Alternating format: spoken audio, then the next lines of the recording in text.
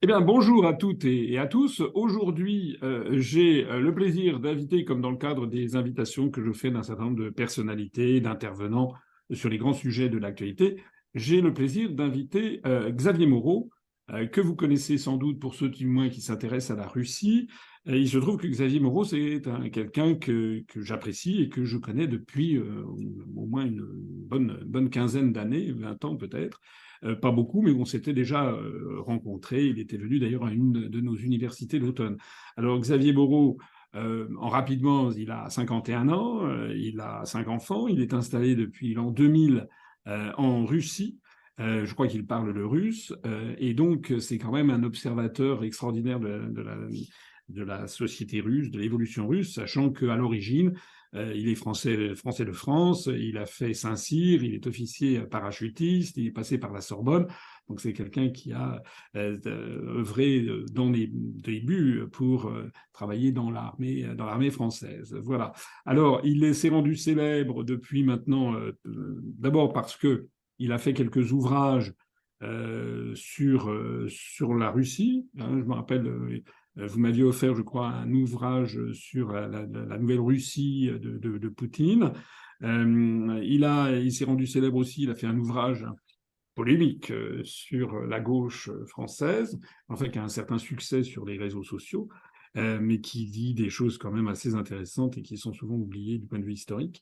Et puis, il a surtout comment dirais-je, une chaîne de télévision qui s'appelle Stratpol, qui a été strikée, comme on dit en jargon bruxellois, c'est-à-dire qui a été fermée pour des raisons de liberté d'expression, j'imagine, en France, et qui donc s'est repositionné sur Odyssée, où d'ailleurs il a un nombre de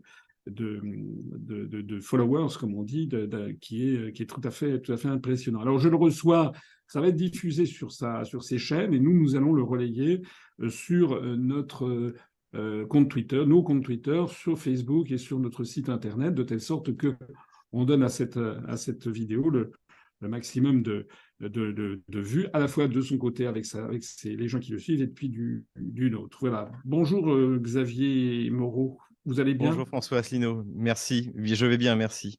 Merci pour Est-ce votre que j'ai invitation. est-ce que j'ai écorché un peu votre bio? Non, c'était... Non, c'est parfait. Non, j'ai rien à ajouter. Non, je crois pas. Alors, vous êtes à Moscou. C'est quoi la vie quotidienne à Moscou en ce moment? Est-ce que les gens, quand on croise les gens dans la rue, est-ce que vous croisez un regard de peur, d'effroi? Est-ce que les difficultés d'approvisionnement existent? Est-ce que les magasins, il est impossible de trouver des produits français? Est-ce que les sanctions commencent à faire un effet considérable ou pas? Non, l'effet, on va dire, des sanctions a eu lieu plutôt au début en ce qui concerne les citoyens de base, puisque ça a provoqué une inflation, on va dire, au mois de mars, au mois d'avril. Mais depuis, l'inflation a été absorbée et on n'a pas observé de problème particulier. La Russie produit tout ce dont elle a besoin, en fait. Donc ça donne un grand avantage. C'est un des premiers exportateurs de produits agricoles au monde, le premier exportateur de blé. Donc, en fait, en Russie, on ne peut pas mourir de faim. Le problème qui aurait pu apparaître, c'est les semi-conducteurs, puisque c'est la grande faiblesse pas que de la Russie d'ailleurs, de l'Europe, et même, alors, dans une moindre mesure, hein, de la Chine, c'est que les sanctions qui ont été imposées par Washington interdisent à Taïwan et à la Corée du Sud, donc qui sont les principaux producteurs de semi-conducteurs, notamment de très basse nanométrie. Donc, tous les exportateurs d'électronique ont été interdits, on leur a interdit d'exporter en Russie. J'ai eu l'exemple personnel puisque je me suis fait assembler un ordinateur très puissant et j'ai pu commander par l'équivalent d'Amazon en Russie un processeur Intel Core 9, une carte graphique parmi les plus performantes Samsung et une carte mère parmi les plus performantes Asus. Donc, même ça, pour l'instant, on n'a absolument aucun problème. Et j'ai Ah, donc vous comparé, avez pu les acheter depuis Moscou et ça vous a été livré? ça a été livré en bas de chez moi. Là-dessus, pour l'instant, ça ne marche pas du tout. D'ailleurs, c'est pour ça qu'on en parlait dans Bloomberg. L'Union européenne essaie de contraindre les pays qui contournent les sanctions, en fait, c'est-à-dire tous les pays frontaliers de la Russie, et également la Turquie, de respecter les sanctions. Mais comme ils ont coupé la Russie du SWIFT, en fait, désormais, depuis le Patriot Act, après le 11 septembre, la CIA avait une copie de tout, c'est officiel, de tous les transferts par le SWIFT. Donc la CIA, c'est tout de vos transferts.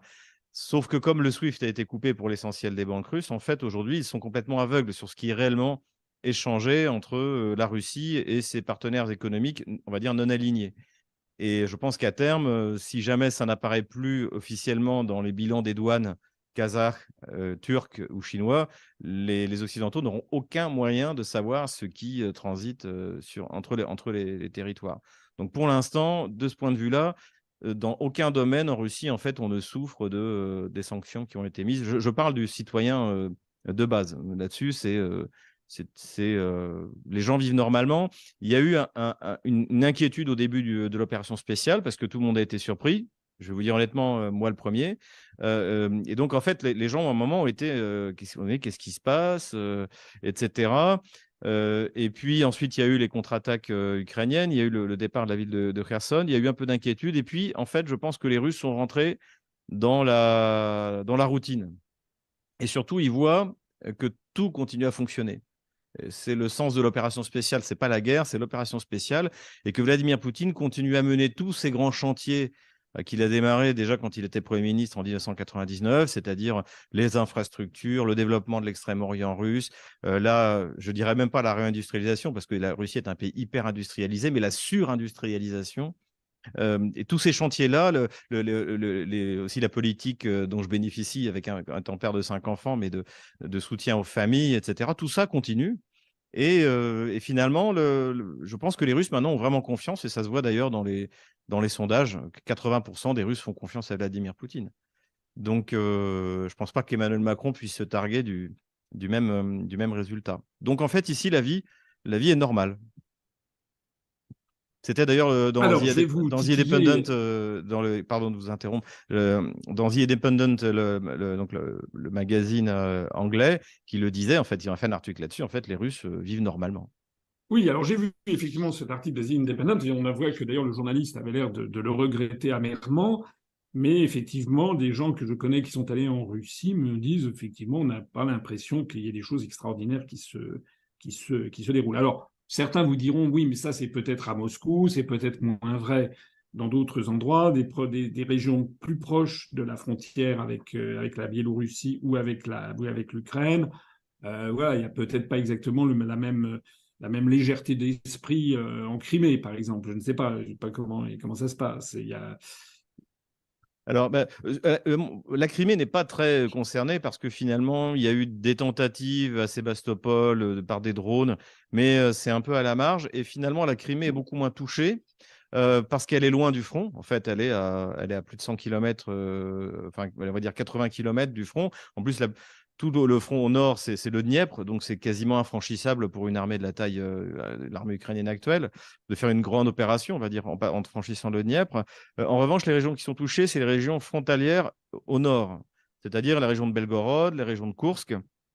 Il y a eu une incursion le long de la frontière par des unités de volontaires russes, donc pro-ukrainiennes. Donc, c'était un peu délibéré. Mais en gros, ils ont fait 500 mètres au-delà de la frontière et puis ils sont allés attaquer un village. Et également, de temps en temps, il y a des attaques de drones, mais c'est plutôt sur des villages ou des installations industrielles. Mais les grandes villes comme Belgorod ou Koursk ne sont pas atteignables pour l'instant par les Kieviens, qui ne disposent pas d'ailleurs des vecteurs suffisants pour pouvoir atteindre ces grandes villes. Mais finalement, ce n'est pas la Crimée qui est le plus touchée comme région, c'est plutôt Belgorod, Koursk, également les régions qui ont été intégrées à la Russie donc à partir du mois d'octobre, c'est-à-dire les nouvelles régions, donc Zaporozhye, donc les régions de Kherson. La majorité de la région de Kherson reste encore sous contrôle russe. Et donc là, effectivement, il y a des bombardements le long de la ligne de front. Mais globalement, en Russie en général, on ne voit pas, on ne ressent pas la guerre. On ne ressent pas la guerre. La population qui a été mobilisée, c'est 2% de la population mobilisable, hein. 300 Ah oui. 000 hommes sur 25 millions de mobilisables. Donc, c'est pas non plus, ça va pas déstabiliser l'économie. Alors, je vais vous titiller un petit peu, mais vous savez que vous avez la réputation d'être un agent de Poutine, vous recevez des valises de Poutine, et moi aussi d'ailleurs, il paraît que je reçois des valises de Poutine. Donc ça fait partie. Genre, d'abord, est-ce que vous recevez des valises de Poutine, premièrement? Bah, écoutez, non, mais s'il m'écoute, je suis prêt à accueillir n'importe quelle valise. Ça me va. Quelle mentalité! Bon, donc, non, mais parce que. Plus sérieusement, non, plus sérieusement, je dois le dire. C'est une question. Je suis, alors pas salarié, mais je suis sous contrat avec Russia Today France. D'ailleurs, j'ai une Ah, d'accord. émission hebdomadaire, donc effectivement, je suis payé directement par l'argent de l'État russe. Mais ce que je peux rajouter à ce sujet-là, c'est que les seules consignes que j'ai, c'est de me retenir. Par exemple, vous ne me verrez jamais utiliser sur Russia Today France le terme de régime d'Emmanuel Macron, alors que sur Stratpod, où je dis ce que je veux, je le dis. Donc, les seules obligations que j'ai, c'est plutôt pour me dire, Xavier, vas-y doucement, on est quand même une chaîne, on essaie d'être équilibré. Et on m'impose d'ailleurs, par exemple, dans mes émissions, de citer, si je cite Poutine, il faut que je cite Biden, si je cite le chef d'état-major de l'armée russe, il faut que je cite, voilà. Donc, je trouve qu'il y a une éthique, d'ailleurs, moi qui ne connaissais rien au journalisme, j'espère que ça fonctionne comme ça dans les autres chaînes de télévision. Mais voilà, donc c'est le seul argent que je reçois du Kremlin, bah, c'est Russia Today, je suis sous contrat avec eux. D'accord. Alors pour moi, nous, on est totalement indépendants à l'UPR. Je le rappelle, bon, ça ne m'empêche pas d'avoir, dans un certain nombre de cas, des points de grande convergence avec vos analyses. Vous dites que 80% des Russes soutiennent Vladimir Poutine, je le crois assez volontiers. En tout cas, ce sont des sondages qui, si j'ai bien compris d'ailleurs, sont faits par des instituts occidentaux, hein, qui font ça. Oui, oui, oui, Euh, c'était validé. C'est pas remis en cause. Hein. C'est pas remis en cause Est-ce par. que, est-ce qu'on peut dire que s'il y avait des reproches qui étaient faits à Poutine, contrairement à ce que l'on peut imaginer en France, il y a quand même une fraction beaucoup plus dure en fait de Russes qui souhaiteraient qu'il soit plus dur en fait. Ça serait plutôt la ligne Medvedev qui serait plus et que finalement j'ai entendu je connais des gens qui m'ont dit que finalement Poutine était considéré comme un peu trop centriste pour certains qui voudraient que la Russie soit beaucoup plus offensive, comme les Américains savent le faire, par exemple en Irak. Est-ce que c'est vrai ça qu'il est plus gêné par une opposition interne qui voudrait qu'il soit plus dur que par des gens qui regarderaient vers l'Occident? Ah, tout à fait. Si vous regardez, déjà prenons le Parlement russe. Donc il y a 4 partis qui sont présentés. Donc il y a un petit parti qui s'appelle Russie Juste, qui fait partie de la deuxième internationale, mais qui sont pas très importants. Eux sont plutôt vis-à-vis de l'Ukraine depuis 8 ans sur la ligne de Russie Unie, donc le parti de Poutine. Mais les deux gros partis d'opposition, c'est-à-dire le Parti communiste et le Parti nationaliste de feu Zhirinovsky, donc qui aujourd'hui est dirigé par Monsieur Leonid Slutsky, qui est le président du comité des affaires étrangères de la Douma, ceux-là sont partisans depuis 2014 d'envahir l'Ukraine et de mettre en place un gouvernement pro-russe. Et donc, l'opposition déjà parlementaire, elle considère depuis le début qu'il fallait y aller. Ça, c'est clair. Les nationalistes et les communistes, qui sont les deux partis d'opposition. Et ensuite, dans la population, y compris dans les médias, auxquels moi je suis assez régulièrement invité dans les médias russes, les interventions, c'est pourquoi on a mobilisé que 300 000 hommes, pourquoi est-ce qu'on ne bombarde pas les usines de fabrication de munitions françaises, allemandes, pourquoi est-ce qu'on ne fait pas la grande guerre patriotique, pourquoi est-ce que. Et donc, vous avez notamment quelqu'un qu'on montre de temps en temps dans la télévision française, qui est Vladimir Solovyov, donc qui a son talk show qui s'appelle Solovyov Vecher, auquel je suis invité.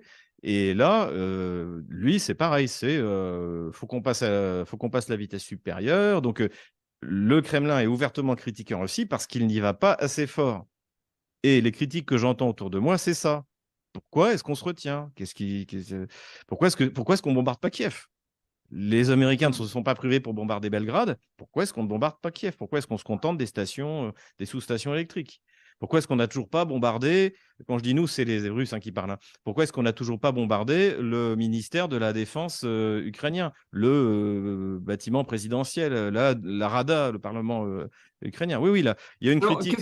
Oui. qu'est-ce que répond Poutine à ça et son entourage? Il répond quoi à ce genre de critique? Il ne répond pas directement, mais il a dit depuis le début que l'Ukraine, c'était la Russie.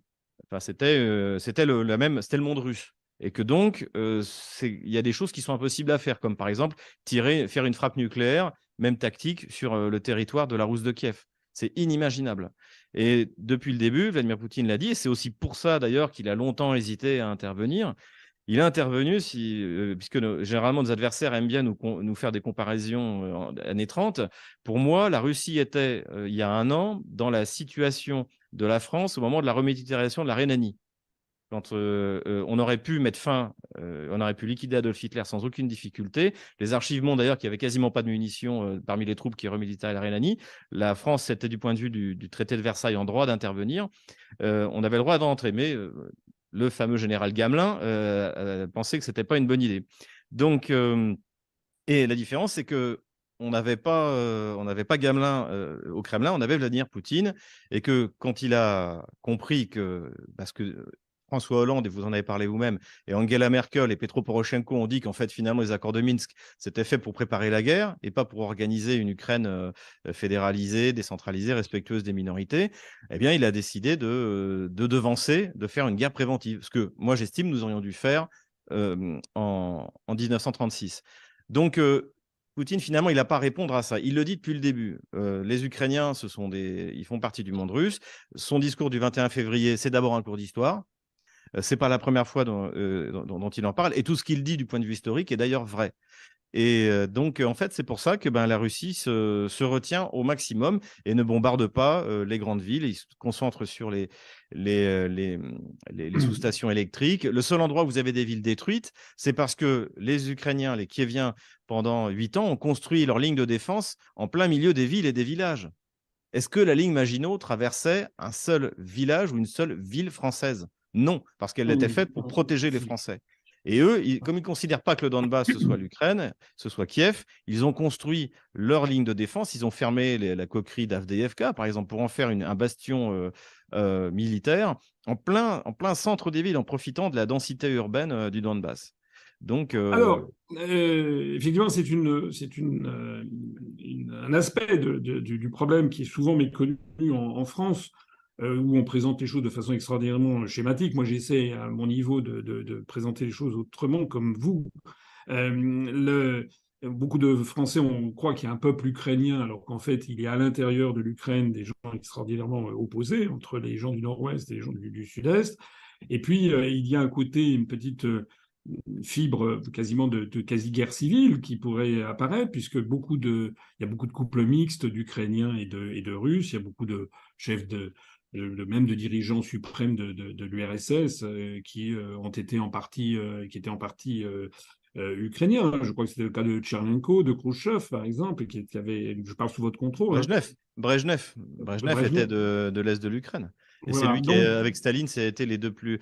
Staline était géorgien, Brejnev était ukrainien, et ça a été les deux plus longs règnes des secrétaires généraux du Parti communiste du RSS. Donc, il y a quand même quelque chose, moi, quand on reprend l'historique depuis un an, que j'observe, c'est qu'on a quand même l'impression que Poutine, quand je vois par exemple qu'on nous dit qu'on a été trop naïf vis-à-vis de Poutine, moi j'ai l'impression que c'est plutôt l'inverse. J'ai l'impression que c'est un peu Poutine et les dirigeants russes qui ont été un peu naïfs. Moi j'ai un peu tendance à comparer, pour filer la métaphore que vous faites et que je fais également, les accords de Minsk aux accords de Munich en fait. Mais les accords de Daladier et Chamberlain étant Poutine, et puis Angela Merkel et François Hollande étant Hitler. C'est-à-dire, en fait, ils ont signé un accord qu'ils n'avaient pas du tout l'intention de suivre. Et on a l'impression que, enfin, je parle sous votre contrôle, que pendant des années, finalement, la Russie a laissé l'Ukraine commencer, comme vous le dites, à réarmer la rive gauche du Rhin, si on peut dire, comme ça a été le cas avec Hitler. Et puis que d'un seul coup, ils ont lancé cette opération, et l'impression que ça donne, c'est quand même qu'ils avaient largement sous-estimé la difficulté de l'opération, puisque je rappelle qu'au début, ils ont quand même commencé à la fois par le nord, par l'est et par le sud-est. Et puis ça s'est quand même succédé au bout de 2-3 mois, je ne me rappelle plus exactement la chronologie, par quand même un plié-bagage. Et je crois qu'il y a eu des licenciements dans l'état-major général. Donc Qu'est-ce qui s'est passé exactement à ce moment-là? Est-ce que vous confirmez cette image que j'ai d'une stratégie qui a été quand même un petit peu vasouillarde dans les débuts? Non, je pense que la Russie a été. Je pense que Vladimir Poutine a pris sa décision un peu précipitée, parce qu'en fait, en tout cas, c'est ce qui a été dit au ministère de la Défense russe. Les Kieviens s'apprêtaient à lancer une opération militaire dans le Donbass au mois de mars. D'ailleurs, tout le mois de février, les bombardements se sont intensifiés donc contre la partie de Donetsk et de Lugansk, surtout de Donetsk, qui était contrôlée par les pro-russes. Et donc, je pense que ce n'était pas une fatalité. Et notamment, il y a quelque chose qui m'avait frappé, c'est qu'en janvier, alors que les Russes ont quasiment liquidé toutes leurs obligations du Trésor américain, en janvier, ils recommencent à en acheter. Donc, vous n'allez pas vous mettre à acheter des obligations du Trésor américain alors que vous avez déjà prévu absolument de lancer une offensive et vous risquez de vous faire confisquer les fonds. Et ensuite, je pense aussi que si les Russes avaient décidé depuis longtemps de cette opération, ils auraient commencé également à liquider les bons du Trésor, les bons du Trésor qui détenaient, enfin les obligations qu'ils avaient en euros. Donc, je pense que les Russes ont pris cette décision un peu, effectivement, de manière précipitée. Je pense qu'ils comptaient que, en montrant leur détermination, les Kieviens allaient se soumettre. Et là-dessus, ils ont eu raison. Au bout de 24 heures, Zelensky a dit c'est foutu. Les contacts ont été pris immédiatement pour commencer les négociations. Et ce qui fait que j'avais fait d'ailleurs ce tweet qui a été manipulé, que je n'ai pas effacé d'ailleurs, qui est encore sur mon Twitter, où j'avais dit, et c'était au bout de 2 jours. Je dit, mais si ça continue comme ça, on appellera ça la guerre des 2 jours. Parce qu'on n'a jamais vu ça dans l'histoire des conflits, qu'au bout de 2 jours, vous commencez déjà à vouloir capituler. Et je pense que les Kieviens étaient prêts à capituler parce que les demandes des Russes étaient assez modérées. Reconnaissance de la Crimée, qui de toute manière était déjà de facto russe. Il fallait que Kiev abandonne les 30 000 mètres carrés du Donbass, qui de toute manière a toujours été russe. Donc, c'était finalement les réclamations des Russes en dehors de la dénazification et de la démilitarisation étaient assez modérées. D'ailleurs, c'est là-dessus que les discussions ont commencé, d'abord par l'entremise israélienne, ensuite par l'entremise turque, et peut-être maintenant par l'entremise chinoise, on le verra bien. Donc, au début, les Russes avaient fait un bon calcul et ils n'ont pas envoyé des troupes pour prendre Kiev. Ça, c'est une ânnerie, parce que déjà, les Occidentaux projettent leur projet en fait sur la Russie, c'est-à-dire obtenir un changement de régime. Les Russes ne voulaient pas un changement de régime. Ils voulaient une espèce de traité de Versailles en fait avec les Ukrainiens. Et surtout, les Russes n'ont pas forcément envie de s'emparer d'un bon gros tiers du territoire ukrainien qui est un énorme boulet. Et d'ailleurs, ce qui finira d'ailleurs, je pense, géré par l'Union européenne. Et je leur souhaite par avance bien du plaisir, comme disait le général. Et donc les Russes voulaient une négociation. Donc c'est pour ça qu'ils ont envoyé des troupes vers Kiev. Mais il y avait 20 000 hommes. Avec 20 000 hommes, vous ne prenez pas une ville de 4,5 millions d'habitants. En revanche, l'opération militaire russe s'est déroulée de manière, je pense, inattendue pour les Russes dans le sud, puisque en quelques semaines, ils se sont emparés de toute cette partie qu'ils contrôlent encore et qu'ils ont même réussi à franchir le Dniepr sur le pont pour aller à Kherson. Parce que tout le monde parle du retrait de la Russie, donc de la ville de Kherson, mais les Russes, ils ont fait sauter le pont. Les Ukrainiens n'ont même pas eu le temps de faire sauter le pont pour empêcher les Russes de franchir. Et je pense que d'ailleurs les Russes ne s'attendaient pas à franchir le Dniepr aussi facilement. Parce qu'en fait, il y a toute une partie de l'armée ukrainienne qui s'est écroulée face à la Russie, qui attaquait à 1 contre 3. À 1 contre 3. Donc, quand on parle des piètres prestations de la Russie, de l'héroïque défense, il y a eu des actes héroïques du côté de l'armée kievienne, je ne le nie pas, bien sûr. Mais au niveau de la défense, on est quand même loin du compte. C'est la première fois dans l'histoire où on démarre une guerre à 1 contre 3 et où on l'emporte et où on s'empare. Et encore aujourd'hui, la Russie contrôle plus de 100 000 km² du territoire ukrainien tel qu'il était en 2014. Donc Oui, ça voilà. fait 17-18%, c'est ça. Ouais, voilà. Donc, ce que je veux dire, c'est que et à ce moment-là, et les Russes avaient fait un bon calcul politique, puisqu'ils se disaient, les Ukrainiens vont comprendre que cette fois, on est décidé, et que de toute manière, on est rentré dans une guerre, si jamais elle a lieu, qu'ils ne pourront pas gagner. Et je pense que les Ukrainiens ont été rationnels. Ceux qui n'ont pas été rationnels, ce sont les Européens. Les Américains, eux, ont été rationnels. Ils se sont dit, génial, on va pouvoir couper la relation entre l'Europe et la Russie. enfin, plutôt entre la Russie et le reste de l'Europe, puisque la Russie est un pays d'Europe. Et donc, et pour eux, ils se sont frottés les mains en disant on va déclencher, on va utiliser ce conflit entre l'Ukraine et la Russie pour couper le cordon, notamment énergétique, et d'abord au sens propre et ensuite d'abord au sens figuré, au sens propre.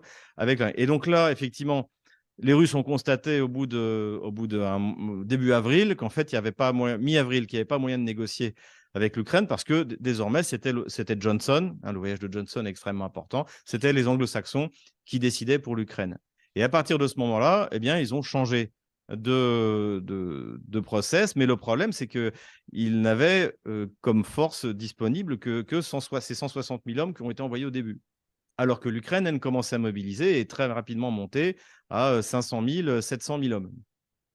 Et donc, Donc le point tournant de ce conflit a été, en effet, on l'a lu ici ou là, mais ça mérite qu'on le rappelle, que vous le rappeliez, c'est effectivement ce fameux voyage de Boris Johnson sur place et qui a, d'une certaine façon, cassé les ouais. perspectives d'un accord rapide entre la Russie et l'Ukraine et qui nous ont fait entrer dans cette deuxième phase de cette espèce de guerre qui, elle, semble partie pour durer un temps infini, tant que les Occidentaux enverront du matériel militaire à l'Ukraine.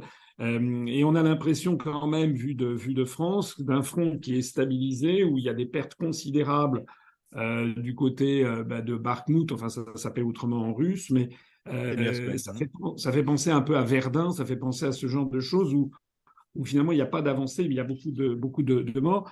Comment vous voyez la suite des événements et est-ce que, une question qui me brûle les lèvres, est-ce que les missiles qui sont actuellement de plus en plus envoyés par la Russie, et on a beaucoup parlé notamment de l'utilisation pour la première fois de ces missiles Kinjal, Poignard, qui sont des missiles hypersoniques, qui auraient notamment détruit un centre secret de l'OTAN à Kiev, je ne sais pas si tout ceci est vrai, est-ce que vous voyez dans ces armes-là un tournant dans l'histoire de la guerre?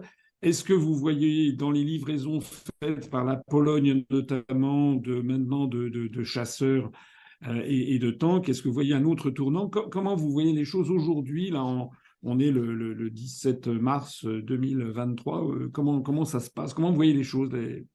Je crois que, en fait, on a pu observer les principes qui étaient les principes moteurs pour l'armée russe et pour les Ukrainiens. Et pour moi, il y a un principe moteur qui finalement, j'avais pas vraiment vu au début, mais m'a fini par me sauter aux yeux en décembre, et notamment, alors plutôt lorsque les Russes ont quitté Kherson, qu'ils pouvaient facilement conserver, c'est que en fait, les Russes veulent le moins possible de pertes et veulent pouvoir continuer à manœuvrer.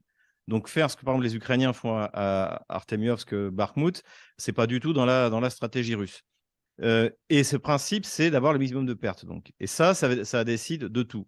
Donc, contrairement à ce qu'on avait pu imaginer, et également pour des raisons climatiques, il n'y a pas eu d'offensive majeure en hiver, ni du côté ukrainien, ni du côté russe. En revanche, les Russes ont continué à faire ce qu'ils font depuis, en gros, la prise de Severodonetsk et de Lysychansk, fin juin, début juillet. Ils détruisent l'armée ukrainienne. Les Russes veulent avoir un effet sur l'armée et pas forcément conquérir du territoire. On peut reprendre l'exemple de la Deuxième Guerre mondiale. C'est la destruction de l'armée française qui permet aux Allemands de prendre Paris. Toujours grâce à Gamelin qui envoie notre armée en Belgique, les Allemands passent derrière, percent à Sedan et coupent l'armée française de sa ligne d'approvisionnement, l'encerclent et puis c'est la fin.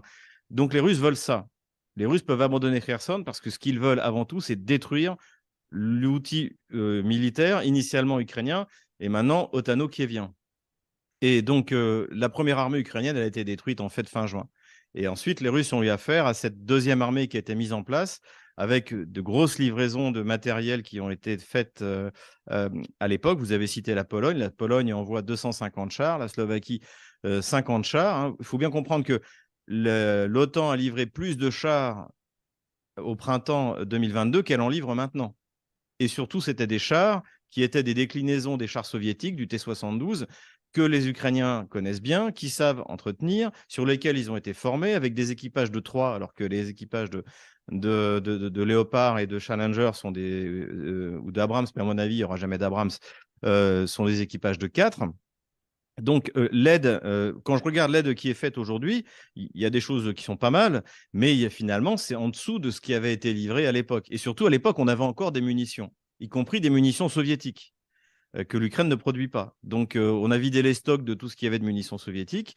Et donc les Russes ont eu affaire à cette armée-là qui a permis de mettre suffisamment de pression sur Kherson pour que les Russes s'en retirent et de faire cette contre-offensive qui a été la plus spectaculaire, même si finalement, stratégiquement, elle a eu un effet, elle a eu c'est une réussite tactique, mais presque un échec stratégique. Donc, cette offensive spectaculaire qu'on a eue au mois de septembre. Et à partir de là, donc les Russes, eux, se sont repliés derrière une ligne de défense qu'ils ont largement consolidée, bétonnée, les fameuses dents de dragon, etc., qui leur ont permis d'arrêter toutes les progressions ukrainiennes. Et surtout, dans toutes ces offensives, les Ukrainiens ont eu énormément de pertes. Et je pense que les chiffres qui ont été annoncés par la presse turque, qui étaient censés être ceux du Mossad, qui n'a pas nié d'ailleurs, de 250 000 tués ukrainiens. Politico aujourd'hui reconnaît, médias américains, plus de 100 000. Donc, ils disent plus de 100 000, ils ne disent pas combien de fois de plus, mais plus de 100 000. Je pense qu'aujourd'hui, 250 000 morts côté ukrainien et à peu près autant de blessés, ça me paraît tout à fait raisonnable d'envisager ça. Alors que Et les Russes côté russe, sont. Et côté russe, je pense aussi les sources du Mossad, enfin prétendument du Mossad, 20 000 morts tout compris, c'est-à-dire l'armée russe, plus les compagnies militaires privées, dont Wagner, plus les armées des républiques de Donetsk et de Lugansk, qui, elles, en revanche, étaient très mal préparées et qui ont eu des pertes très impressionnantes. Et ça, j'ai pu me rendre compte sur place, j'en ai parlé avec les gens sur place, ça a été une hécatombe. Ça, on ne peut pas le nier. donc pour vous, il y aurait un rapport c'est terrible, de 1 à 12 entre le Ah oui, nombre de oui, oui, morts oui, russes. oui. Ah Si vous oui. voulez, c'est le même rapport de la supériorité de puissance de feu russe. Hmm. Les Russes ont un rapport de 8 à 10, quelquefois 20 contre un canon ukrainien, avec des réserves de munitions. J'en avais parlé quand j'étais allé sur place. J'ai demandé, à chaque tout, je demandais, vous en êtes toutes les munitions, etc. En plus, je connaissais quelqu'un qui était dans l'artillerie. Il m'a dit, écoute, on a fini les réserves des 1980, on est dans les réserves 1990.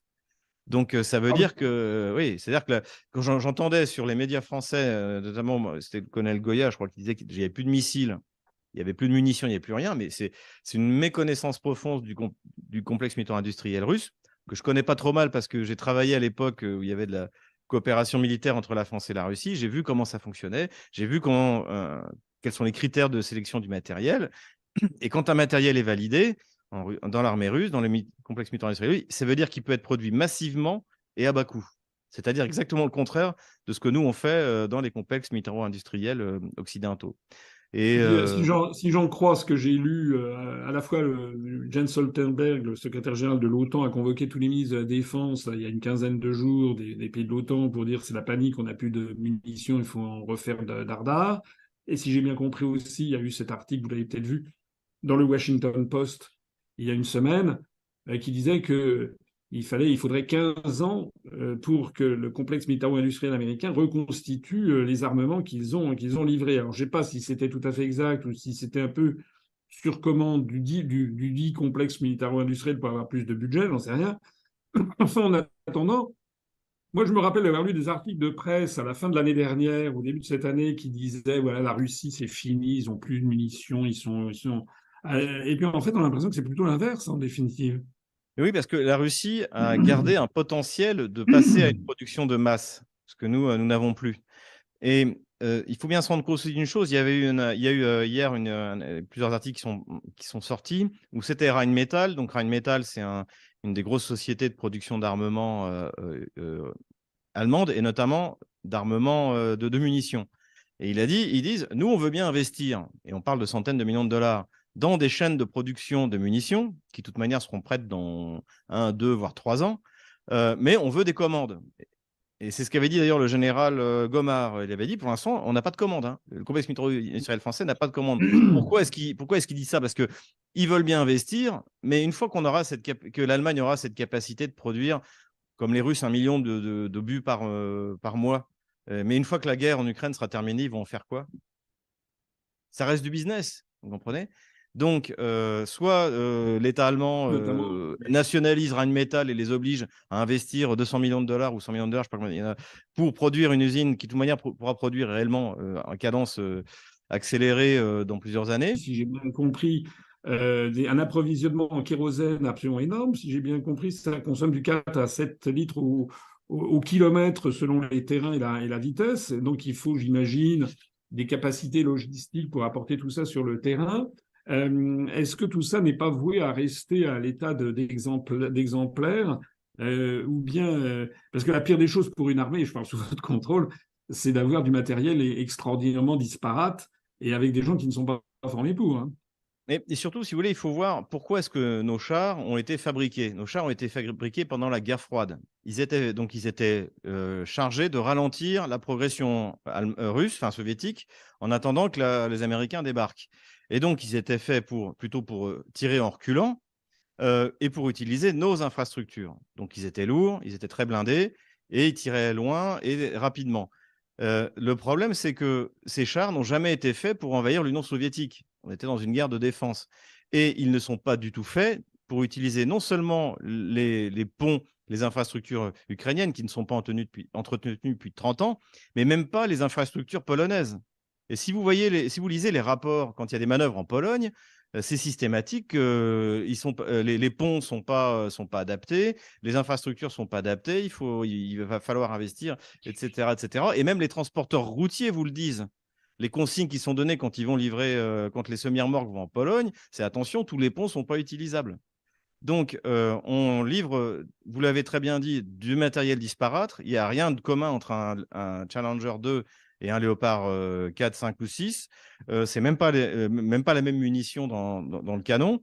Et surtout, des munitions, on n'en a pas beaucoup.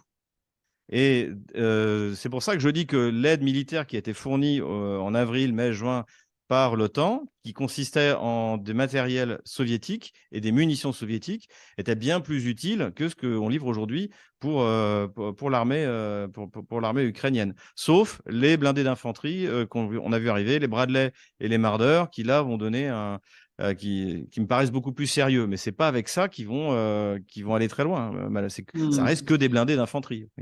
Alors, il y a quelque chose que je parle aussi sous votre contrôle, c'est vous l'homme de l'art, mais je m'y intéresse aussi, puis beaucoup de gens s'y intéressent.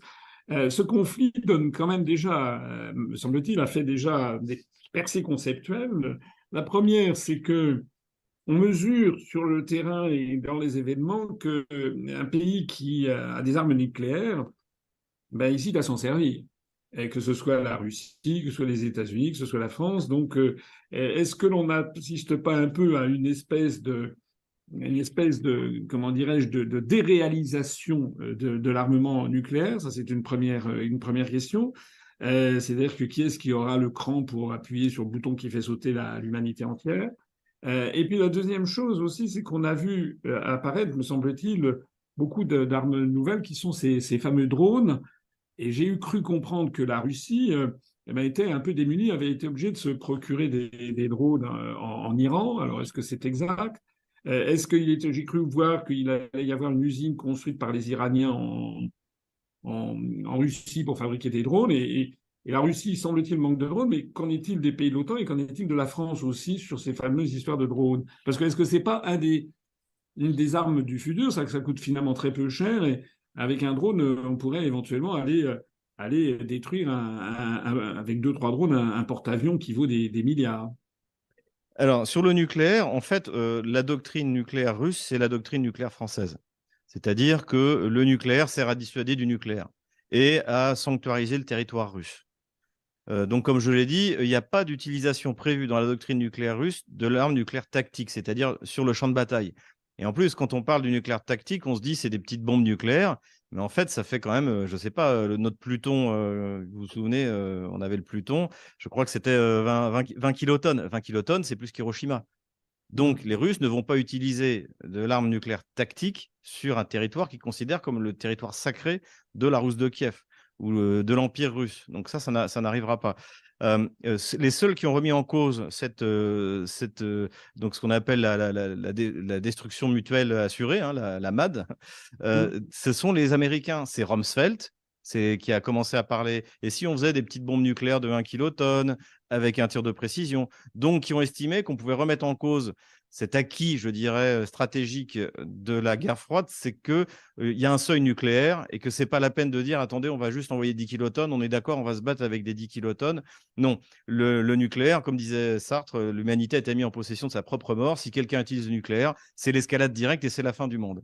Le général Todd Walters, qui commandait les forces alliées en Europe, donc le général américain, vous trouverez la vidéo sur Internet, a dit devant le Congrès qu'il était partisan d'une frappe en premier nucléaire contre un pays qui n'a pas utilisé l'arme nucléaire. Mais il n'y a que les Américains qui disent ça au monde. Il n'y a que nous ne le disons pas. L'Angleterre, de toute manière, l'Angleterre n'a pas de souveraineté nucléaire.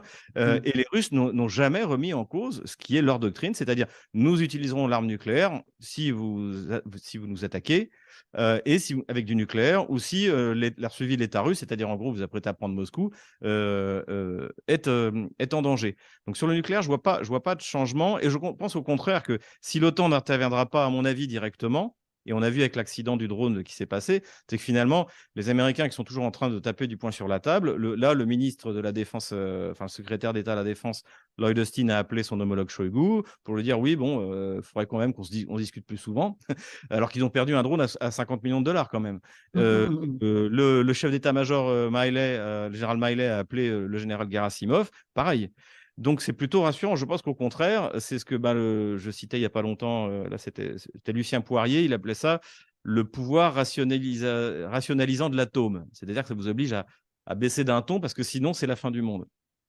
Voilà Oui, pour le j'ai vu ces déclarations tout à fait, ces prises de contact qui Oui. ont filtré dans la presse et qui sont intéressantes, en effet, qui montrent que c'est comme si c'était un peu une espèce de jeu cruel, mais qui restait quand même un jeu avec une volonté des deux acteurs principaux et qui était bien conscient de ne jamais arriver aux extrêmes. C'est quand On même l'a vu, au moment lorsque les Ukrainiens ont tiré un S-300 qui a raté son objectif, ou peut-être l'ont-ils fait exprès, qui a fini par taper un tracteur polonais et a tué deux paysans polonais. Tout de suite, Kiev a dit ça y est, c'est la guerre de l'OTAN contre la Russie, parce que c'est le but de Kiev, c'est d'entraîner l'OTAN dans la guerre directement. Une partie des Polonais ont renchéri, puis rapidement, Joe Biden a fait une déclaration en pleine nuit, je ne sais plus où il était, c'était au G20, je crois, enfin quelque chose comme ça. Et il a dit non, il n'y a aucune preuve que c'est les Russes. Et tout de suite, on est redescendu. Donc on voit bien que les Américains sont prêts à se battre jusqu'au dernier des Polonais, peut-être des Polonais aussi, au dernier des Ukrainiens, mais eux n'ont pas envie, parce que si c'est la guerre nucléaire, les bombes russes, ils iront directement sur Washington et sur New York. Vous voyez. avec notamment les nouveaux sous-marins.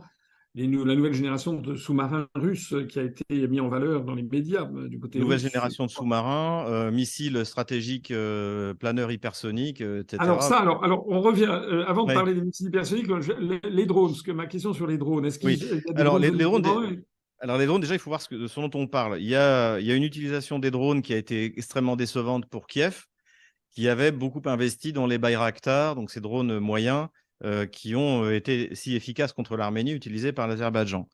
Le problème, c'est que les Russes ont la meilleure DCA au monde, une aviation, ce que n'avait pas l'Arménie.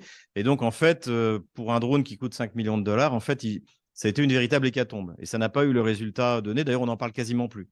Au début du conflit, on nous parlait de cette arme miracle. Maintenant, en fait, même Bayraktar n'est pas très chaud pour en livrer parce que après le coup de publicité excellent qui avait été obtenu dans le conflit dans le Nagorno-Karabakh, pour le coup, ça a été la mauvaise relation publique. Donc, ces drones-là, ces drones moyens, c'est un échec. Et le drone Reaper qui s'est écrasé également montre que rien pour l'instant ne remplace un avion avec un pilote dedans. Bon. Ça, c'est une première chose. Les drones, en revanche, qui se sont montrés extrêmement efficaces, donc ceux dont vous parliez, c'était les drones Shahed iraniens, que les Russes appellent Géranium, chez nous. Donc les drones Geran, je pense, oui, les Russes aiment bien donner des noms de fleurs à leurs canons, c'est assez drôle d'ailleurs. Et donc là, en l'occurrence, c'était un drone. Moi, je ne pense pas qu'il soit. Peut-être les Iraniens, on y est en avoir livré. Peut-être qu'au début, les Russes en ont utilisé peut-être pour les tester, ceux qui avaient été livrés, mais je pense plus vraisemblablement qu'ils les produisent sur place. Pourquoi ? parce que c'est des technologies extrêmement basiques. C'est un drone qui coûte 10 000 $ la production et qui va entraîner des coupures d'électrique majeures en Ukraine. Vous voyez. Donc et surtout, les Ukrainiens sont obligés de tirer des missiles qui coûtent des centaines de milliers de dollars. Vous voyez, ou si, par exemple, ils utilisent le Patriot, puisqu'ils vont livrer des Patriots, le colonel McGregor disait que c'était 1 million de dollars le missile Patriot. Donc, vous voyez, il y a un rapport entre le coût qui est dépensé. Et donc on part d'un drone qui coûte entre 10 et 20 000 $. Ce drone, en fait, c'est un moteur chinois. C'est pour ça qu'on dirait une espèce de mobilette qui vole, très difficilement interceptable parce qu'il n'est pas très gros, avec une charge explosive significative qui doit faire quelque chose comme 50 kilos. Donc, on est quand même dans quelque chose de sérieux. Et surtout qui est imbrouillable parce qu'en fait, vous lui rentrez les coordonnées avant le décollage et il va sur la cible. Donc, il n'y a rien à brouiller, il suit son propre chemin.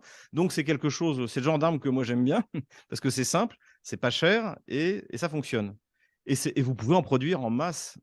Et à mon avis, aujourd'hui, ces drones-là, c'est sans doute sous licence iranienne, mais je pense qu'ils sont produits en Russie. Les Russes n'ont aucun problème pour assembler un moteur chinois, 50 kilos d'explosifs et un système assez basique de guidage.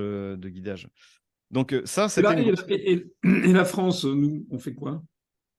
Alors nous, on est dans les choux. Ça date pas d'hier. On a complètement loupé le virage du drone. Après, il y a différentes catégories de drones. J'ai fait une vidéo il y a 1 an et demi sur les drones. Je peux renvoyer vos auditeurs sur cette elle est disponible sur Odyssée. En fait, il y a une veille stratégique et technologique qui est faite par Dassault, donc qui a mis en place. Donc, mais là, c'est vraiment, on parle d'un drone lourd. Hein, c'est un chasseur quasiment un chasseur qui est fait pour accompagner le Rafale. Donc, je pense que là-dessus, on est bien parce que Dassault, c'est vraiment l'excellence française pour l'instant, tant que ça n'a pas été dépecé. Sur les drones moyens, en fait, on achète, je crois qu'on a acheté l'équivalent du Reaper, on a acheté de la technologie américaine, mais je crois qu'il y a de la recherche, mais je crois qu'on est largué dans ce domaine-là. Et sur les drones suicides, c'est guère mieux. Et sur le Garand, je pense qu'on a, mais le Garand, c'est assez innovant par sa simplicité et par son utilisation. En revanche, quelque chose que tout le monde peut pratiquer, à mon avis, c'est là la véritable percée des drones, c'est que la reconnaissance pour l'artillerie, pour l'infanterie, est désormais faite par des drones Mavic 3, je crois que c'est chinois d'ailleurs, qui sont adaptés pour larguer des grenades ou pour faire de l'observation. Et là-dessus, je rebondis sur ce que vous disiez. Est-ce que c'est quelque chose d'innovant? Oui, c'est innovant, mais ce n'est pas non plus décisif. Parce que si jamais évidemment, vous pouvez faire de la reconnaissance à pas cher, loin en avant, en haut des lignes ennemies, mais à un moment ou à un autre, il faut avoir un canon pour tirer dessus. Et donc, on en revient sur ce déséquilibre fondamental qui fait que les Russes sont certains de gagner, c'est l'artillerie. Et quand la Russie tire entre 8 et 10 obus, l'Ukraine en tire 1. Je pense même qu'aujourd'hui, le ratio est même encore en train de baisser. C'était dans le New York Times hier, qui disait Alors, que l'utilisation... les missiles hypersoniques, donc, est-ce que c'est vrai qu'il y en a eu 6 qui ont été tirés là, récemment? Et puis, alors, moi, je crois que le grand public découvre en France que non seulement la France n'a pas de missiles hypersoniques, mais semble-t-il les États-Unis non plus, et qu'en fait, si j'ai bien compris, il n'y a que 3 pays au monde qui ont des missiles hypersoniques, c'est la Russie, la Chine et la Corée du Nord. Est-ce que je me trompe? Vous avez tout à fait raison. C'est quand même incroyable. Les Américains en sont à 3 tests réussis. À Mach 5, le plus lent des missiles hypersoniques russes, c'est le Tsirkon, il va à Mach 8. C'est un missile anti-navire qui d'ailleurs rend complètement obsolète les porte-avions, tout ce genre de technologie. En fait, les missiles hypersoniques, ça a été la grande surprise en mars 2018, quand Vladimir Poutine a annoncé, c'était son discours devant l'équivalent du discours devant le Congrès, où il annonce les nouvelles armes russes et où il dit « Vous n'avez pas voulu écouter, et ben maintenant vous allez nous écouter ». Et oui, je me rappelle très bien. Il y avait eu tout un discours d'ailleurs en disant qu'il frimait, que c'était... Voilà, ça oui, nos experts de plateau, ce que j'appelle les gamelins, étaient en train de rigoler, c'est dans l'air, il est en train de bluffer. Bien sûr que les Russes ne sont pas capables de faire ça. Maintenant, plus personne ne rit. Hein. Et en fait, tout ça, ça vient d'où? Parce qu'il faut revenir à ça. Tout ça, ça vient de George Bush Jr., qui en 2002 remet en cause un des héritages positifs de la guerre froide, qui était un traité qui avait été signé au début des années 70, en 71-72, qui est le traité qui interdisait les missiles antimissiles. C'est-à-dire qu'il fallait les gens qui, il y a 50 ans, les dirigeants américains et soviétiques se sont rendus compte que non seulement on pouvait avoir une escalade du nombre d'ogives, mais que finalement, il y avait un équilibre de la terreur, ce qu'on appelait l'équilibre de la terreur, et qu'il fallait le conserver. Donc pour ça, tous les Américains et les Soviétiques se sont mis d'accord pour qu'on ne fabrique pas de système antimissile. Comme ça, c'est l'équilibre de la terreur, et comme ça, on n'utilise pas l'arme nucléaire. Encore une fois, le général Poirier, le pouvoir rationalisateur de l'atome. Et ça a d'abord été remis une première fois en cause par Ronald Reagan, du point de vue purement théorique. Avec le bouclier Et spatial. voilà, mais qui en fait n'est jamais sorti des La guerre cartons, des étoiles, oui. voilà, qui était un énorme coup de bluff dans lequel Oui. l'administration soviétique, et notamment Gorbatchev, est tombée à pieds joints. Et en revanche, mais Ronald Reagan n'était pas sorti du traité de l'interdiction des systèmes antimissiles, mais George Bush Jr., en 2002, je crois, en sort. Et en espérant lancer, comme dans les années 80, une nouvelle course que les Soviétiques, que les Russes seraient incapables de suivre, comme ils avaient été incapables de suivre parce qu'ils avaient du retard dans l'informatique, on revient les microprocesseurs, etc. Donc ça, c'était la stratégie pas très originale, c'est toujours Hollywood, c'est jamais très original, de George Bush Jr. Et seulement là, Vladimir Poutine le dit à l'époque, nous, on a bien compris que les systèmes antimissiles, on n'arriverait pas, donc on va améliorer nos vecteurs. Et là, qu'est-ce qu'ils vont pouvoir faire? Et en fait, ils ont amélioré les vecteurs. Et en 2018, Vladimir Poutine a déclaré qu'ils avaient le Poséidon, c'est-à-dire c'est un drone sous-marin qui peut aller amener une bombe dans le port de New York, une bombe atomique, contre lequel il n'y a aucun système qui peut l'arrêter, et notamment ce système antimissile qui a été mis en place dans toute l'Europe. Les armes hypersoniques. Donc, vous avez les missiles de croisière hypersoniques, c'est le Kinjal. Maintenant, il y a également je sais plus comment il s'appelle, enfin, missile anti-navire, l'équivalent. C'est pas le Poséidon, c'est peu importe.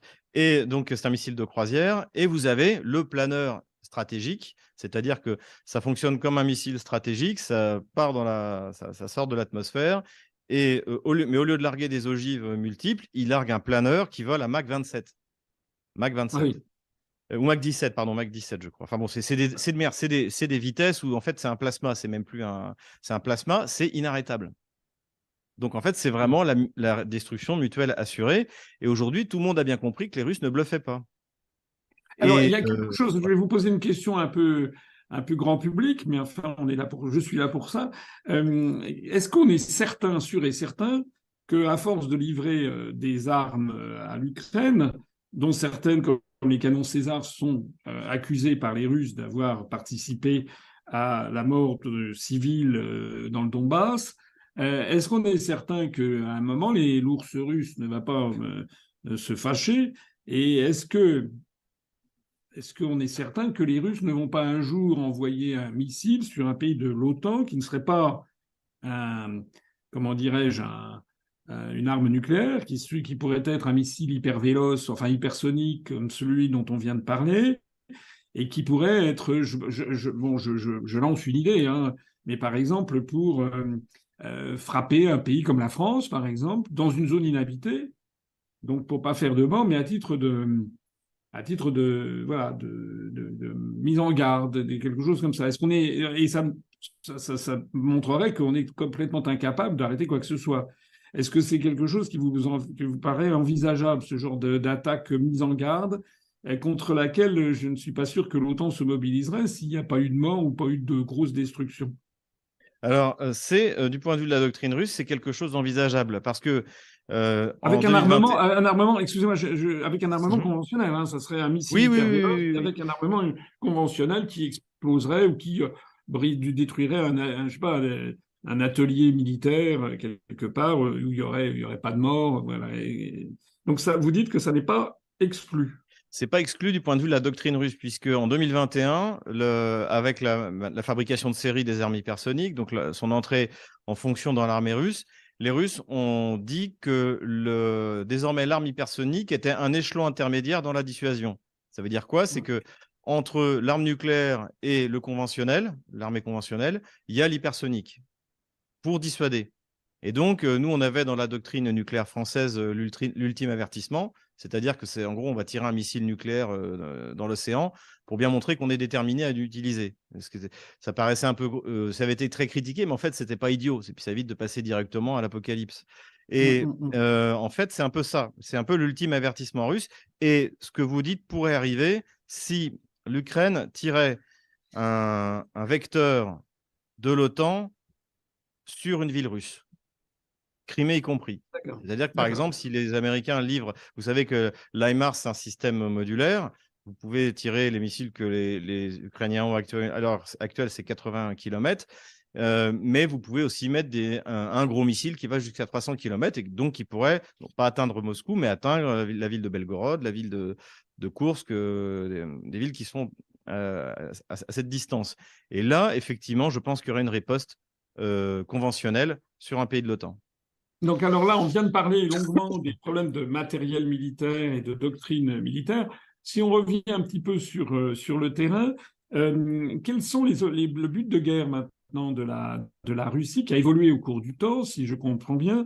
En particulier, est-ce que oui ou non, la Russie, à votre avis, a pour objectif non seulement de conquérir toute la région de Kherson, mais également de mettre la main sur Odessa pour rejoindre à la Transnistrie et donc en fait faire du reste de l'Ukraine un pays enclavé et que tout le nord de la mer Noire soit désormais russe? Est-ce que c'est un objectif de guerre? Est-ce que c'est crédible? Je crois avoir, il me semble qu'ils ont lancé des missiles sur la ville de Odessa hier ou il me semble-t-il, ou avant-hier.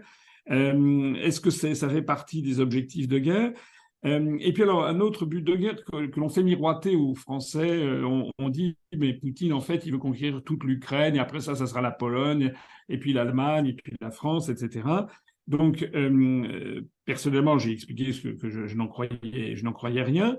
Mais donc, quelle est, à votre avis, une des perspectives de cesser le feu, voire ensuite d'accord de paix, et sur quelle base géographique ceci pourrait se produire une fois que peut-être les Américains se seraient un peu débarrassés de Zelensky? Moi, je pense que les Russes, au minimum, ce qu'ils visent aujourd'hui, c'est Kharkov et Odessa. C'est complètement coupé, non seulement ce qui restera de l'Ukraine, mais les autres pays de l'Est, en tout cas pas les couper, mais contrôler le port d'Odessa. C'est pour moi la cible principale aujourd'hui des Russes, de ce qui leur manque, même devant Kharkov. Il y a des raisons historiques, c'est parce que c'est la Nouvelle-Russie, c'est cette circonscription administrative qui a été créée par la Grande Catherine à la fin du XVIIIe siècle. C'est aussi, Poutine a utilisé le mot Nouvelle-Russie dans son discours encore quand il a fait le 21 février. Donc, c'est comme Poutine, contrairement à certains autres présidents, ne parle jamais pour ne rien dire. S'il a utilisé le terme Nouvelle-Russie, c'est qu'il y a bien une fonction. Ensuite, les Russes ont la chance, entre guillemets, en Ukraine, c'est que la partie riche de l'Ukraine, c'est-à-dire les ports, l'industrie et une bonne partie des terres à base de tchernosium, c'est la partie russe. C'est toute cette partie de la Nouvelle-Russie qui est profondément russe. Il faut voir d'ailleurs que sur les 10 grandes villes ukrainiennes, 8 ont été fondées par les Russes. Il n'y a que Kiev et Lvov qui ont été fondées à l'époque de la Russe de Kiev. Et Lvov un peu plus tard, à l'époque, c'était pas une très grande agglomération, mais après, c'était une ville qui a pris surtout à l'époque de l'Autriche-Hongrie, Lemberg, etc. Mais donc, l'essentiel de l'Ukraine, c'est la Russie, en fait. Et ça, je pense que cette partie de la Nouvelle-Russie, c'est quelque chose que les Russes veulent récupérer pour des raisons historiques, économiques et militaires. Ensuite, il faut voir aussi une chose, c'est que les Russes n'ont pas forcément envie de dépenser leur fortune pour redresser la totalité de l'Ukraine. Ce qu'ils vont vouloir faire, je pense, c'est s'emparer de cette zone-là et une grande zone tampon avec leur programme initial, c'est-à-dire démilitarisation, mais ça, c'est quasiment... Une fois qu'ils auront détruit l'armée otano-kievienne, il n'y a plus d'industrie militaire, il n'y a plus rien, c'est terminé. Et dénazification. Et ça, ce n'est pas un terme en l'air, c'est-à-dire que les avenues Stepan Bandera, les mémorials à Chouchkevitch, le mémorial à Chouchkevitch, le mémorial comment il s'appelle, Melnik, tout ça va être et surtout liberté linguistique, liberté de culte, etc. Tout ce qui était détruit par l'Ukraine. Et l'Ukraine sera neutralisée au sens propre du terme. Et moi, je ne pense pas que la Russie ait tellement envie de prendre des immenses morceaux de territoire qui ne valent pas grand-chose et qu'il va falloir financer. Et qui En serait revanche, par ailleurs peuplé de populations extrêmement hostiles en plus. à mon avis, vous savez, c'est un peu comme au lendemain de la Deuxième Guerre mondiale, ils étaient tous résistants. Vous voyez. Donc, je pense qu'il y aura un choc quand les crimes de Kiev auront été révélés, surtout les crimes qui ont été commis, parce que c'est véritablement criminel, la manière dont les conscrits ukrainiens sont envoyés sur le front, c'est tout simplement monstrueux. Donc tout ça, quand ça va sortir de la propagande, les Allemands ont subi un double choc en 1945. Non seulement on leur avait dit qu'ils étaient la race supérieure, qu'ils étaient super forts, mais en fait ils ont perdu la guerre, et deux, ils ont découvert les crimes que leur gouvernement avait commis en leur nom. Et je pense que les populations ukrainiennes auront le même choc. Voilà. Et je pense que les Russes laisseront volontiers la reconstruction de l'Ukraine à l'Union européenne. Et que ça fera, écoutez, on finance déjà la Pologne, les Pays-Baltes, la Tchéquie, la Slovaquie. Oui, j'ai vu que M. Thierry Breton, parlant en notre nom à tous, a dit que de toute façon, un point de non-retour avait été atteint quant à l'entrée de l'Ukraine dans l'Union européenne, ce qui est quand même complètement délirant, puisque c'est des centaines de milliards de dollars qu'il va falloir pour la reconstruction. Donc, il préempte des dizaines et des dizaines et des dizaines de milliards d'euros du contribuable français. Je trouve ça hallucinant. Enfin, ça, c'est un aparté, Ouais. c'est un incident. Comme le temps passe et que je ne voudrais quand même pas que ça dure trop longtemps, je voudrais maintenant on passe un peu aux questions géopolitiques générales avec donc ce grand voyage de Xi Jinping à Moscou. Qu'est-ce que l'on en dit? Ça va être spectaculaire. Il va y avoir, en tout cas, je pense que vu de Washington, il me semble que Washington commence à avoir des inquiétudes sur les évolutions du monde telles qu'elles se produisent et qui ne correspondent pas à ce qui était attendu, en fait. Ah bah écoutez, notamment ce succès diplomatique chinois de la réouverture des relations diplomatiques entre l'Arabie saoudite et l'Iran, dans la presse américaine, je crois que c'était dans le Washington Post ou dans le Wall Street Journal, je me souviens plus, Washington Post, disait clairement c'est un échec américain. Donc, effectivement, et surtout, ce qui est intéressant, c'est que c'est quoi en fait cette réconciliation? C'est que l'Iran et l'Arabie saoudite sont sur la route des routes de la soie. Et les routes de la soie, ce n'est pas un projet militaire, ce n'est pas un projet diplomatique, c'est un projet commercial. C'est un projet du ministère du commerce chinois. Et c'est le doux commerce, si vous voulez, qui était cher à certains philosophes du XVIIIe, si je me souviens bien. C'est-à-dire que les Chinois se sont dit, bon, nous, on a besoin d'une route qui nous évite d'utiliser les océans qui sont contrôlés par la flotte américaine. Et donc, il faut qu'on aille, comme à l'époque de Marco Polo, jusqu'en Occident, en Europe occidentale, en passant par d'autres chemins. Donc vous avez ce chemin, et à mon avis, il va en être question avec Vladimir Poutine, qui est la route maritime du Nord, c'est-à-dire la route qui passe par l'Arctique. Vous avez le chemin qui passe des chemins terrestres, donc on observe un grand développement de voies ferrées qui passent par la Russie, qui passent par le Kazakhstan, et vous avez donc cet axe qui passe par l'Iran également, et surtout que l'Iran est à l'intersection d'un autre axe qui est l'axe nord-sud, qui passe par la Caspienne et qui également est en train de se développer. Et donc en fait, ce qu'on en observe, c'est que les Chinois sont en train de remodeler le monde par des routes commerciales. Et ça ne veut pas dire qu'ils veulent pas, qu'ils n'ont pas d'ambition politico-stratégique, mais globalement, c'est totalement différent de l'approche, je dirais, un peu traditionnelle occidentale, qui est de conquérir par la force, de soumettre. Non, les Chinois arrivent en disant on a des choses qui vous intéressent, vous avez des choses qui nous intéressent, faisons du commerce. Et ça, effectivement, il y a de bonnes raisons pour que ça fasse peur à Washington, d'autant plus que le mythe qui était de dire la Russie va devenir hyper dépendante de la Chine, c'est pas vrai. De par ces routes, en fait, c'est la Chine qui est même plus dépendante de la Russie que l'inverse. Et surtout, la Chine, dans son développement, a besoin de cette énergie bon marché russe. Et les Russes ne veulent plus vendre leur énergie à l'Europe, qui est un client instable. Et vous voyez les dernières déclarations de Miller, le patron de Gazprom, c'était il y a 15 jours, 3 semaines. Il a dit désormais, nos infrastructures iront vers l'Asie. Donc, je pense qu'on va avoir là, comme déclaration, on pourrait très bien avoir la construction, donc qui est déjà d'ailleurs du point de vue des études en cours, de Force de Sibérie 2. Donc, Ah oui, vous vous souvenez qui est un peu qu'après la, l'équivalent du Nord Stream, mais côté c'est ça. chinois. Et il y a Nord Stream, Force de Sibérie 1, et déjà qui avait été lancé en 2015, comme par hasard au lendemain des sanctions contre la Russie. Et tout le monde disait ça va pas marcher, c'est comme le pont de Crimée, ça marchera pas, ils sont pas capables de le faire. Bah, ça fonctionne très bien, merci.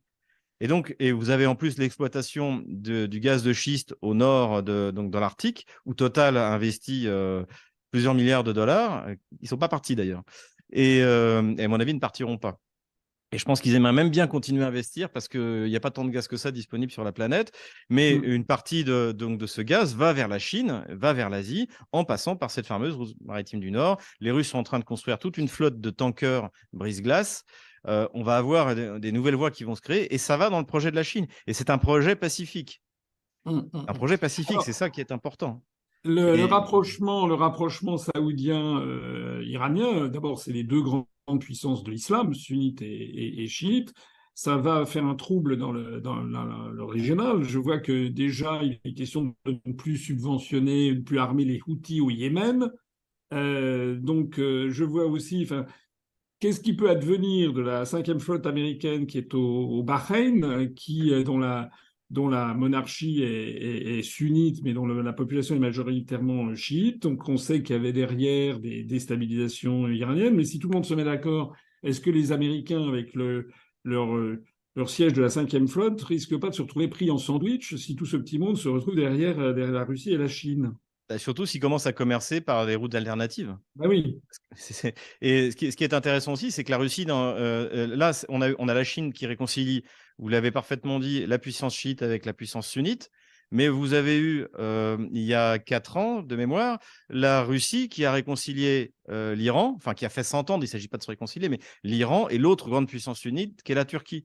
C'est-à-dire que vous avez les Russes et les Chinois qui font de la diplomatie, et nous, on menace le reste de la planète. Et on menace ceux qui ne veulent pas appliquer les sanctions. Et d'ailleurs, l'Arabie saoudite, avec l'avènement de Mohamed Ben Salman, MBS, a pris un tour totalement souverain que j'aimerais bien voir la France prendre d'ailleurs. Et le premier geste qui était très impressionnant, c'était à la fin de l'année dernière, lorsque les sanctions sur le pétrole russe sont arrivés, tout d'un coup, l'Arabie saoudite et la Russie se mettent d'accord pour baisser la production de 2 millions de barils par jour. Et ce qui fait que les effets des sanctions contre la Russie ont été annulés, puisque ça a augmenté une augmentation du prix. Ils se sont mis d'accord déjà il y a plusieurs mois avec les Chinois pour commercer en devise nationale ou en yuan, etc., pour vendre en yuan. Aujourd'hui, vous avez des tas de systèmes de paiement qui se mettent en place alternatifs. Je pense que le rouble numérique, le yuan numérique, tout ça vont arriver en avril, mai.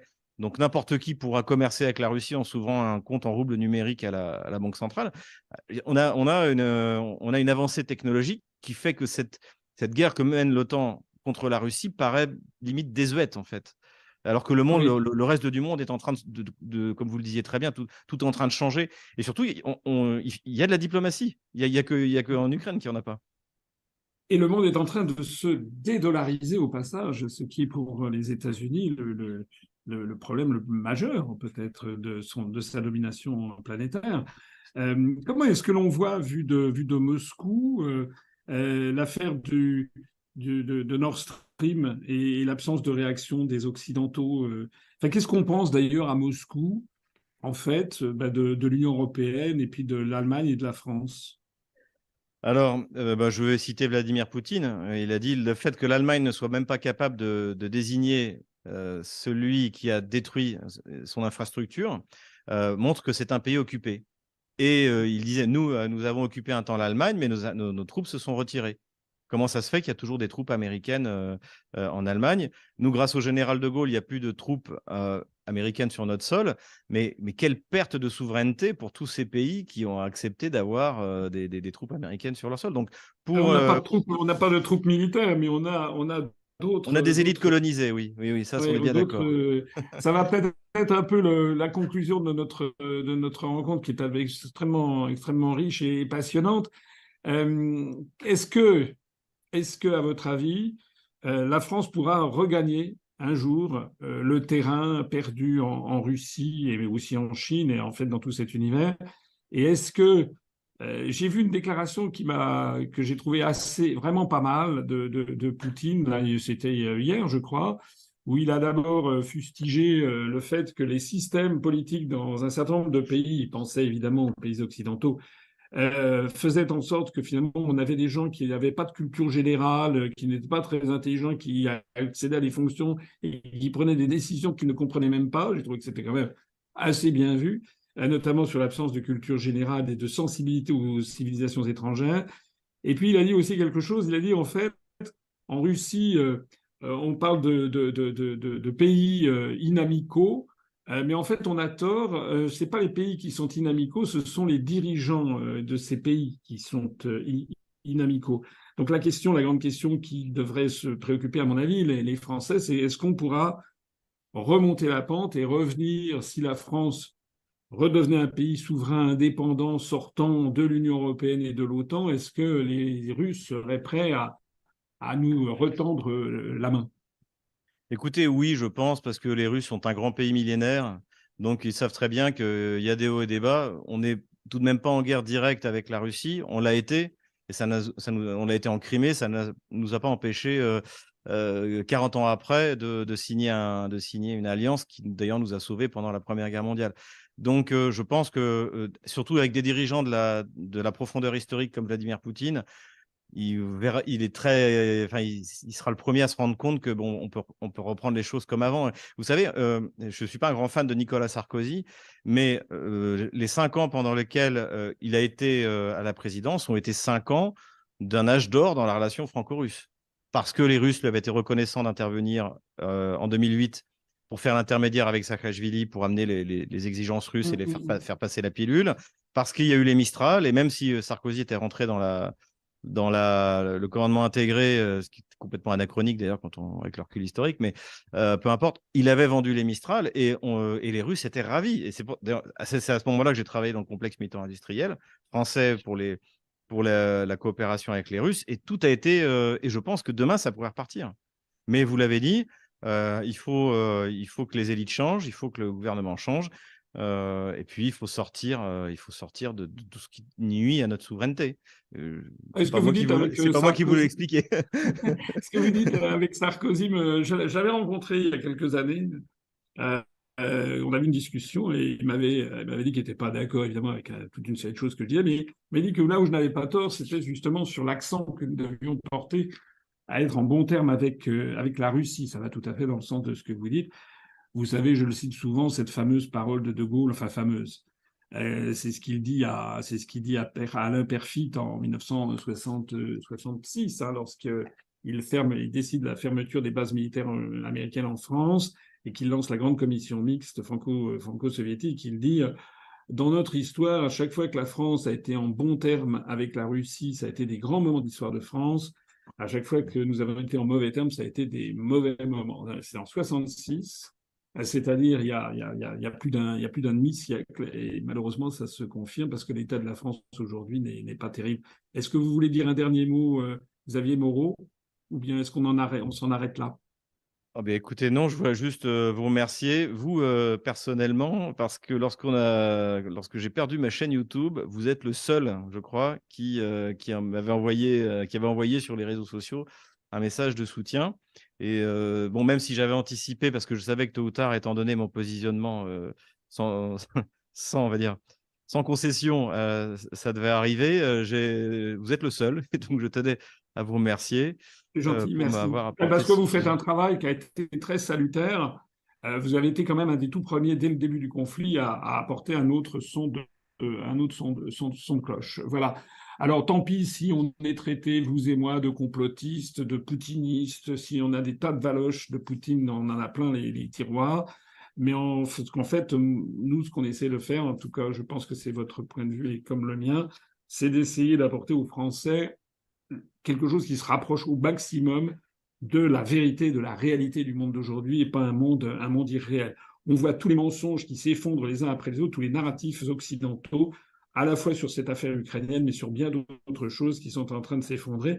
Et de façon plus importante, plus fondamentale peut-être, c'est la question civilisationnelle que Vladimir Poutine a d'ailleurs pointé lors de son grand discours là, devant tous les corps constitués il y a un mois. Moi, j'avais été quand même assez bluffé par ce discours parce que c'était quand même une hauteur de vue, j'allais dire. Il parle à l'histoire longue, comme aurait dit Brodel, c'est-à-dire il s'adresse au siècle et au siècle. Il parle de Dieu, il parle de la religion, il parle des civilisations. Vraiment, je suis quand même assez bluffé. Et j'ai vu les déclarations de Xi Jinping qui vont dans le même sens, d'ailleurs. Il a dit récemment, là, hier ou avant-hier, que lui, il était en faveur eh bien, d'une espèce de civilisation globale du monde qui consisterait à ce que toutes les civilisations se respectent les unes les autres, soient fidèles à leur histoire, conservent leur identité, leur tradition, tout en s'entendant bien avec les autres. Finalement, je crois qu'entre gens qui réfléchissent à l'avenir du monde, on pourrait s'entendre. Moi, je rappelle que là, je fais un petit peu de pub, mais dans mon programme présidentiel, j'avais prévu de créer, si on sort de l'Union européenne, de transférer l'UNESCO à Strasbourg, dans l'hémicycle laissé vide, qui est beaucoup plus grand que l'UNESCO à Paris, de transformer l'UNESCO à Paris en un parlement de la francophonie. Et à Strasbourg, on en profiterait pour créer, je l'avais proposé déjà en 2017, un centre de la concorde des civilisations et non pas du choc des civilisations. Je crois il y a quelque chose qui est en train de se faufiler dans la pensée des grands dirigeants du monde qui veut éviter cette espèce de stratégie qui consisterait à ce que tout le monde soit en rang serré derrière l'oncle Sam. Voilà. Merci beaucoup Xavier Moreau et puis Merci à vous, bon François. courage et bonne chance pour la suite. Et puis je crois qu'on est tous là pour souhaiter la paix pour tout le monde, y compris aussi pour la jeunesse russe, mais aussi la jeunesse ukrainienne et qui vit des moments quand même assez terribles. Voilà.